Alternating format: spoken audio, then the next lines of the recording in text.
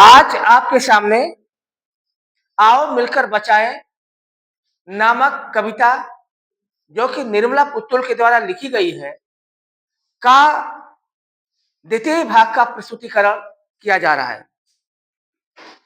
द्वितीय भाग के प्रस्तुतिकरण से पहले हम आपको ये बताना चाहते हैं कि संबंधित कविता संथाल संस्कृति के बचाने को लेकर के कवयित्री निर्मला पुतुल की एक अपील है। संथाल एक परगना है जो कि झारखंड में स्थित है, जहां पर संथाल जनजातियों का समृद्धतम संस्कृति बसी हुई है और उस संस्कृति का क्षरण होने के कारण कवयित्री यहां पर अपील कर रही है कि आवश्यकता अब आ पड़ी है कि संथाल संस्कृति की बस्ती को नंगे होने से बचाया जाए, पूरी की पूरी बस्ती को हंडिया में डूबने से बचाया जाए। बचाने की आवश्यकता है कि चेहरे पर संथाल परगना की माटी का रंग हो, भाषा में झारखंडीपन हो और इस बात की भी आवश्यकता है कि ठंडी होती दिनचर्या में जीवन की गर्माहट हो, मन का हरापन हो, दिल का भोलापन हो, अक्खरपन, जुझारूपन भी हो। और सबसे बड़ी बात जिसे बताने की और बचाने की भी जरूरत है वह है उनकी अपनी स्वयं की पहचान, और वह पहचान है भीतर की आग, धनुष की डोरी, तीर का नुकीलापन, कुल्हाड़ी की धार, जंगल की ताजी हवा, नदियों की निर्मलता, पहाड़ों का मौन, गीतों की धुन, मिट्टी का सौंधापन और फसलों की लहलहाट। इन सबको बचाने की बेहद आवश्यकता है। अब आपको भाग 2 में हमें बताने जा रहे हैं कि और कौन कौन से तत्व हैं जिनको की बचाने की आवश्यकता बनी हुई है। कवयित्री कह रही है कि बचाने की जिसकी आवश्यकता है वह है नाचने के लिए खुला आंगन। इसका कारण यह है कि जो आंगन है वह अब सिमटता चला जा रहा है।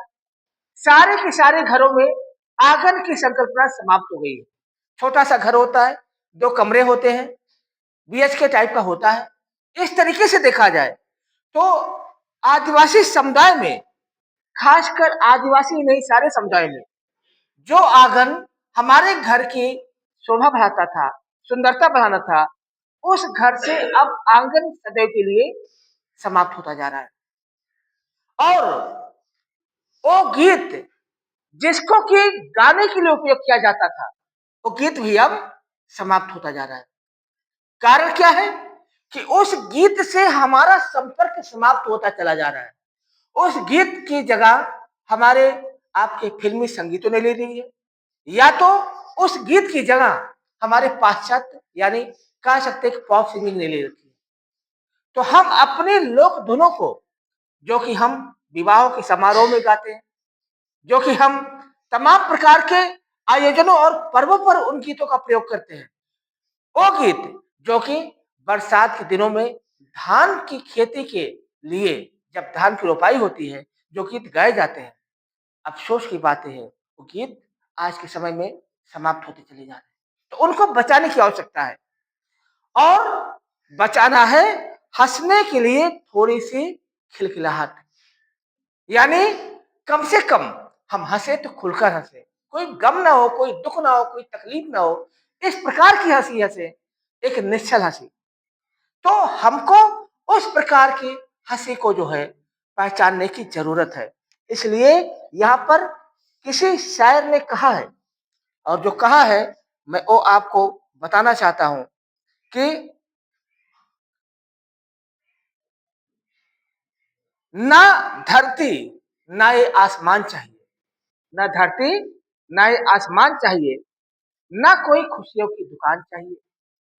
खुदा से छोटी सी ख्वाहिश है मेरी, खुदा से छोटी सी ख्वाहिश है मेरी, बच्चों के चेहरे पर मुस्कान चाहिए। तो कहने का मतलब ये है कि मुस्कान तब आएगी जब आप हंसने के लिए आपका मन खुश होगा। नहीं होगा तो नहीं आएगी। होमवर्क का टेंशन है, टीचर डांट देंगी इसका टेंशन है, टेंशन इस बात का है, घर वाले हमारे परफॉर्मेंस को लेकर क्या कहेंगे, रिजल्ट को लेकर क्या कहेंगे। तो ऐसे में मुस्काओगे तो, लेकिन वो मुस्कान किसी काम की नहीं होगी। तो जगदीश सिंह की गजल भी है कि जो है क्या है वो, तुम इतना जो मुस्कुरा रहे हो, क्या गम है मुझसे छुपा रहे हो। तो हमेशा बेटा चेहरे पर क्या आएगा, एकदम हवाइयां उड़ेंगी, पता नहीं चलेगा हम किस लिए जो है मुस्कुरा रहे हैं। तो ऐसे नहीं होना चाहिए। और क्या चाहिए, रोने के लिए मुट्ठी भर एकांत। यानी जब आप रोए तो कम से कम इतना तो होना चाहिए कि आप अकेले में रोने के लिए जगह होनी चाहिए। आज के भीड़ भरी जिंदगी में आप कहाँ रोएंगे नहीं पता है। सबके सामने तो रो नहीं सकते, अकेलापन आपको मिल नहीं रहा है।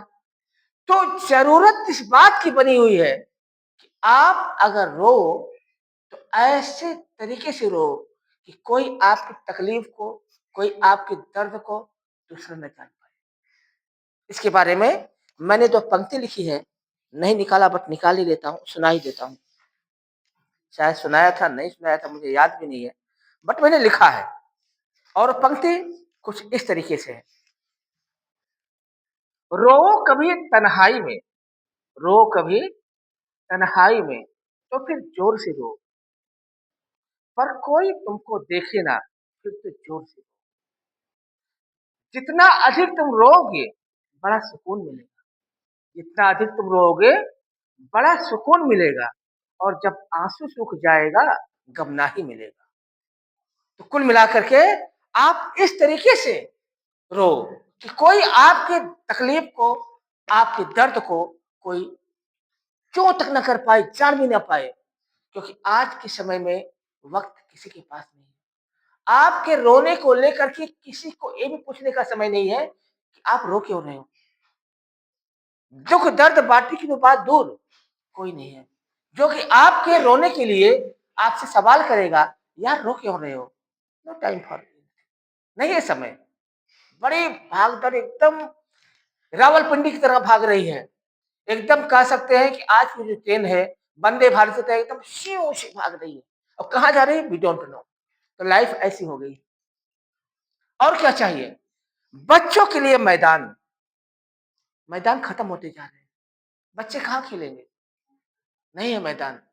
कारण सारे के सारे जमीन पर या तो मकान बनते जा रहे हैं, या तो खेत बनते जा रहे हैं, या तो किसी न किसी कॉमर्शियल पर्पज से उसका यूज हो रहा है। जरा बताइए आपके आपके गांव में कितने खेल के मैदान है? नहीं है।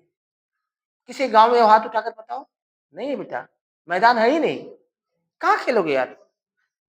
स्कूल में, स्कूल टाइम में इतना काम होता है कि चलो आप जो है, जो बच्चे यूपी बोर्ड से आए उनको पता है, कहाँ खेलते थे आप लोग। थोड़ा सा स्पोर्ट का पीरियड हुआ, आपको टीचर ने जो खिलाया खेल लिए, कहाँ खेल रहे हो, घर गए तो काम में लग गए।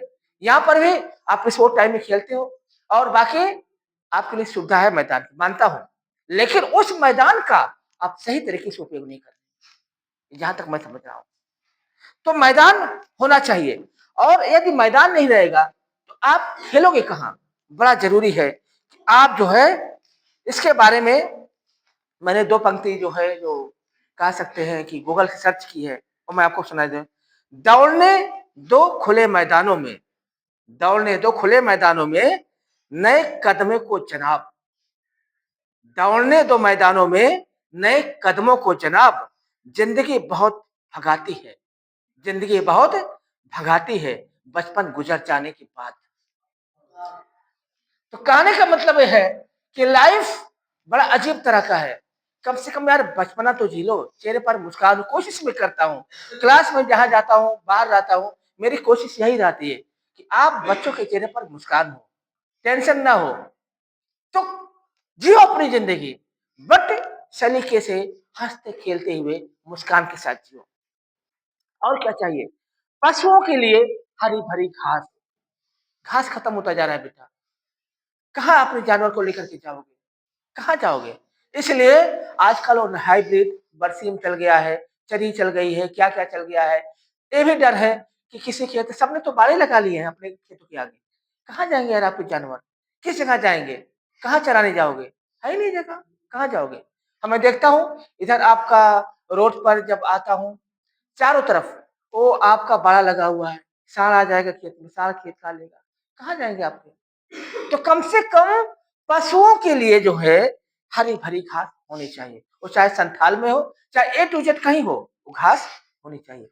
नहीं है घास, खत्म होती जा रही है। अब ज़रा बताओ, आपके यहाँ जानवर होंगे, गाय-भैंस होगी, कहाँ आप लेकर जाते हो? कहीं नहीं जाते हो। बेचारे एक खूँटे से दूसरी खूँटे पर, कहाँ जाएँगे वो? है नहीं। जहाँ जाओगे सब तरफ बाड़े लगे हुए, कहीं जानवर उस बाड़े से टकरा गए, क्योंकि उसमें इलेक्ट्रिक वो होती है, उसमें टकरा गए तो बेचारों की जान पर आ जाएगी। कहाँ जाओगे बताओ? तो ये हालात हो गए हैं। और बूढ़ों के लिए पहाड़ों की शांति, जो हमारे बुजुर्ग हैं, उनके लिए शांति चाहिए। और कैसी शांति? पहाड़ों वाली शांति। हम सैर-सपाटा के लिए कहाँ जाते हैं? मैदान में नहीं जाते हैं, पहाड़ों पर जाते हैं, क्योंकि वहाँ शांति होती है। तो कम से कम जो बुजुर्गों की शांति है, वो बना रहे। बेटा जिस घर में बुजुर्ग होते हैं ना, उस घर में कल्चर होता है। जिस घर में बुजुर्ग नहीं होते, वो घर काटने को दौड़ता है। हमारे दादाजी कुछ नहीं करते हैं, नाना जी कुछ नहीं करते हैं, लेकिन पता है, वो खाट पर ही पड़े रहते हैं। लेकिन जब वो घर में रहते हैं ना, तो लगता है नहीं घर में कोई है। जिस घर में बुजुर्ग नहीं होते बेटा ना, वो भूत बंगला होता है। ये हालात हो गए हैं। तो कम से कम आप अपने घर जब जाते हो, अपने दादाजी को, अपने नाना जी को टाइम दो। कारण टाइम नहीं है। पिताजी चले गए काम के सिलसिले में, माताजी किचन में लग गई, आप स्कूल चले गए, दादाजी घर पर अकेले खाट पर बैठे हैं। कोई यार बात करने के लिए उनसे नहीं है, कोई नहीं है जो उनसे बात करे। तो मेरा आपसे अपील है, जब आप घर जाओ, आप अपने दादाजी के पास बैठो ज़रूर। बहुत अच्छी बातें बताते हैं, बहुत प्यारी बातें बताते हैं। बहुत, बहुत, बहुत दिल को खुश करने वाली बातें बताते हैं। अच्छी-अच्छी कहानियाँ सुनाते हैं, अच्छे-अच्छे जो है आपको गाने सुनाते हैं, बहुत अच्छी बातें होती हैं। तो प्लीज़ मेरा आपसे अपील है कि आप बुजुर्गों के साथ बैठो, उनसे बातें करो, उनसे आप अपने जो है, जो इमोशंस हैं, उनको शेयर करो। बताओ स्कूल में हम नवोदय कैसे पढ़ते हैं, क्या-क्या जो है हमारे साथ होता है, करो बातें। आप मोबाइल में मत लग जाओ, लैपटॉप में मत लग जाओ, आप टीवी में मत लगो। दादाजी को समय दो, नाना जी को समय दो, दादी को समय दो, नानी को समय दो। दो यार टाइम। आप ये देखोगे बहुत सुकून मिलता है, बहुत-बहुत सुकून मिलता है, आप नहीं समझ पाओगे। कम से कम करके तो देखो, तो मिलेगा। और इस अविश्वास भरे दौर में किसी का किसी पर विश्वास ही नहीं है। इतना ज़्यादा गलतफ़हमी है, इतना ज़्यादा परेशानी है कि हम क्या बताएँ? नहीं अल्फ़ाज़ है हमारे पास। और इस गलतफ़हमी के बारे में 2 लाइनें मैंने गूगल से चुराई हैं। यहाँ पर आपको बताने के लिए मन तो करता ही है। चलिए, महफ़िलें सजती है यहाँ, महफ़िलें सजती है यहाँ, गलतफ़हमियों की साहब। महफ़िलें सजती हैं यहाँ, गलतफ़हमियों की साहब। हर कोई खुद को यहाँ सही ठहराता है साहब। हर कोई खुद को यहाँ सही ठहराता है साहब। तो हर कोई अपने आप को क्या चाहता है कि हम सही ठहराएँ। लेकिन ये ज़रूरी नहीं है कि आप जो चाह रहे हो सही ही हो। इसलिए क्या चाहिए? थोड़ा-सा विश्वास। दुनिया बेटा ना विश्वास पर ही कायम है। हम विश्वास पर ही बहुत सारे काम करते हैं। हम नहीं देखने जाते हैं कि क्या हो रहा है। लेकिन आपस का जो विश्वास है, उसके आधार पर अपने काम हम करते हैं। अगर विश्वास ही नहीं होगा, तो हम कोई काम नहीं करेंगे। तो सबसे बड़ी चीज़ है विश्वास। अगर हम एक-दूसरे को शंका से देखते हैं, एक-दूसरे को जो है गलतफ़हमी से देखते हैं, ये लगता है नहीं यार, ये हमसे झूठ बोलता है। मन में अगर शंका का बीज आ गया, कीड़ा आ गया, तो समझ लीजिए कि आप हर किसी को शंका से देखोगे और आप कभी ना सुखी रहोगे और ना सुखी रहने का प्रयास करोगे। तो ज़ाहिर-सी बात है, थोड़ा-सा विश्वास तो होना ही चाहिए। क्योंकि विश्वास की ही डोर पर हमारे प्रेम की नींव बनती है। और अगर यदि उस नींव में कोई खोट आ जाए, हमारे आपके प्रेम में कोई खोट आ जाए तो हमारा आपका जीवन बर्बाद हो सकता है। तो विश्वास करो लोगों पर, और यहाँ पर जो है विश्वास की बहुत जरूरत है। ठीक है, यहाँ पर जो है विश्वास के बारे में दो लाइनें आपसे मैं शेयर करना चाहता हूँ। करना चाहिए, आई डोंट नो, बट करता हूँ। जब अविश्वास होता है तो क्या होता है? फासला बढ़ा लिया तुमने, फासला बढ़ा लिया तुमने, मैंने दीवारी पक्की कर ली, मैंने दीवारें पक्की कर ली। जरा सी गलत फहमी ने देखो, जरा सी गलत फहमी ने देखो, कितनी तरक्की कर ली। तो गलत फहमी नहीं करनी है, विश्वास रखना है। और क्या चाहिए? थोड़ी सी उम्मीद, उम्मीद होनी चाहिए। उम्मीद किसी भी कीमत पर खोनी नहीं चाहिए, क्योंकि उम्मीद पर ही दुनिया कायम है। जिसका जलवा कायम है उसका नाम मुलायम है। हमारे टाइम में होता था। तो उम्मीद बनी रहनी चाहिए, अपने ख्वाबों की उम्मीद होनी चाहिए। ये उम्मीद होनी चाहिए कि नहीं, हम नवोदय में बहुत अच्छा करेंगे, रिजल्ट अच्छा करेंगे, करियर अच्छा बनाएंगे। और सबसे बड़ी बात है बेटा, अपने माता पिता की उम्मीदों पर खरे उतरो। बड़ी आशाएं आपसे होती हैं, बड़े सपने उनके मन में होते हैं। तो कम से कम मैं आपसे अपील करता हूं कि आप उनकी उम्मीदों को मत तोड़ो। बड़ा दर्द होता है, बड़ी तकलीफ होती है जब आप उनकी तकलीफों, उनकी उम्मीदों को तोड़ते हो। कल आपको मैं बताना चाहता हूँ, एक गार्जियन आए थे। कल उस बच्चे का लंबे समय से सस्पेंशन था, कोई नहीं था, बट मैंने अपने लेवल पर उसको एंट्री दे दी, एफिडेविट लाया था, दे दिया मैंने। उज्जवल की बात है। लेकिन आपको हम बताना चाहते हैं कि उसकी माँ इतना रो रही थी कि मुझे खुद रोना आ रहा था। गुनाह बच्चे ने किया, गलती बच्चे ने की। बच्चे गुनाह नहीं करते, लेकिन मोबाइल में रखना गुनाह है। लेकिन सजा किसको मिल रही है? किसको मिल रही है सजा? आपके पेरेंट्स को मिल रही है बेटा। तो कम से कम आपसे इतना अपील है कि आप उनकी उम्मीदों को मत तोड़ना, उनके भरोसे को मत तोड़ना, क्योंकि भरोसा बड़ी मेहनत से बनता है। और यदि भरोसा टूट जाता है तो ये समझ लीजिए कि दिल टूट जाता है। तो भरोसे को कायम रखना मेरा आपसे एक अपील है। और क्या चाहिए? थोड़े से सपने, सपने मत तोड़ना, सपने बनाए रखना।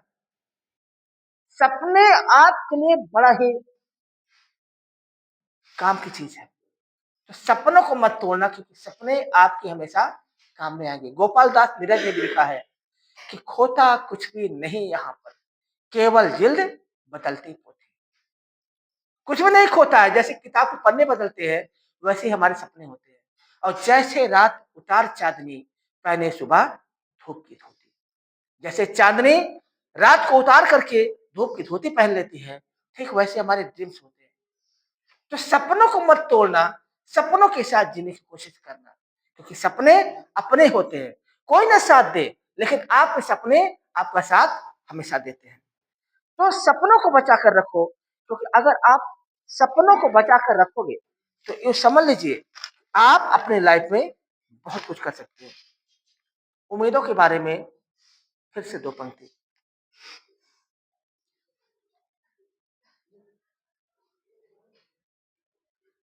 नजर में शोखियां लब पर, नजर में शोखियां लब पर मोहब्बत का तराना है।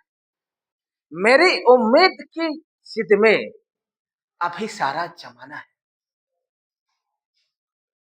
कई है जीत इस दिल में, कई है जीत इस दिल में, देश पर मालूम है मुझको, सिकंदर है, सिकंदर हूं, मुझे हक रोज ये खाली हाथ जाना है। तो कहने का मतलब है कि आप सिकंदर तो बन सकते हो, दुनिया को जीत सकते हो, लेकिन हर कोई खाली हाथ आया है और खाली हाथ जाएगा। और कुल मिलाकर के आप इन सबको बचाओ। ये सिर्फ संथाल के बारे में ही नहीं, यहाँ पर भी लागू होता है कि आपको खेलने के लिए आंगन चाहिए, गाने के लिए गीत चाहिए, हंसने के लिए खिलखिलाहट चाहिए, रोने के लिए एकांत चाहिए, बच्चों के लिए मैदान चाहिए, पशुओं के लिए घास चाहिए, बूढ़ों के लिए शांति चाहिए। और इस अविश्वास भरे दौर में विश्वास चाहिए, उम्मीद चाहिए और सबसे बड़ी बात आपके सपने बने होने चाहिए। और अंत में यहाँ पर कवि कह रहा है, कवियत्री कह रही है, आओ मिलकर बचाएं कि इस दौर में भी बचाने को बहुत कुछ बचा है अब भी हमारे पास। आओ मिल करके हम सब बचाएं, क्योंकि जो चला गया उसको हम वापस नहीं ला सकते, लेकिन जो बचा हुआ है हम उस पर तो उम्मीदें कायम कर सकते हैं, उस पर तो भरोसा कर सकते हैं। तो उनको बचाने की जरूरत है, क्योंकि हम यदि उनको बचा लेंगे तो ये समझ लीजिए कि हम अपने उम्मीदों को, अपने सपनों को, अपनी चाहत को, हर किसी को हम बचा लेंगे। तो आपका, मैं आपसे अपील करता हूं, जो भी आपका टाइम अभी जिंदगी में बचा है उसका सही से यूटिलाइज करो। जो चला गया, जो आपने पाया वो भी अच्छी बात है, जो नहीं पाया वो भी अच्छी बात है, लेकिन जो बचा है आपका वक्त, उसको बचाओ। और उसमें जो आपकी सोच है, जो आपकी प्लानिंग है, उसको आप करो।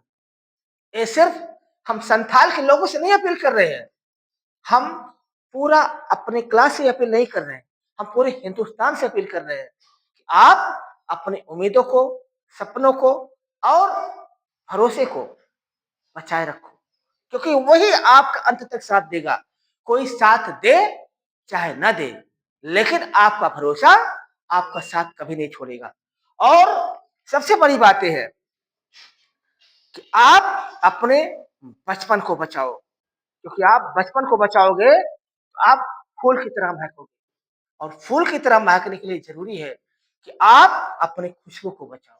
और खुशबू के बारे में राहत इंदौरी की 2 पंक्ति है, और इसी के साथ मैं अपने जो है फीलिंग्स को समाप्त करूंगा कि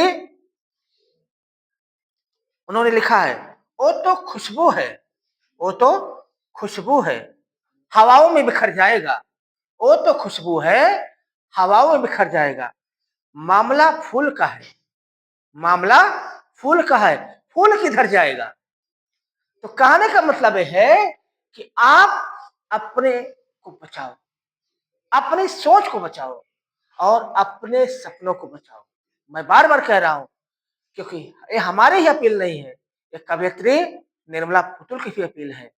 तो हम सब अच्छे से रहें, अपने आप को बचाएं, खुश रहें। और सबसे बड़ी बात यह है, जिंदगी की जीत पर हम खरी उतरे, क्योंकि हमारे जो है एक साथी ने कहा है कि तू जिंदा है तो जिंदगी की जीत पर यकीन कर, तू जिंदा है तो जिंदगी की जीत पर यकीन कर, अगर कहीं है स्वर्ग तो उतार ला जमीन पर।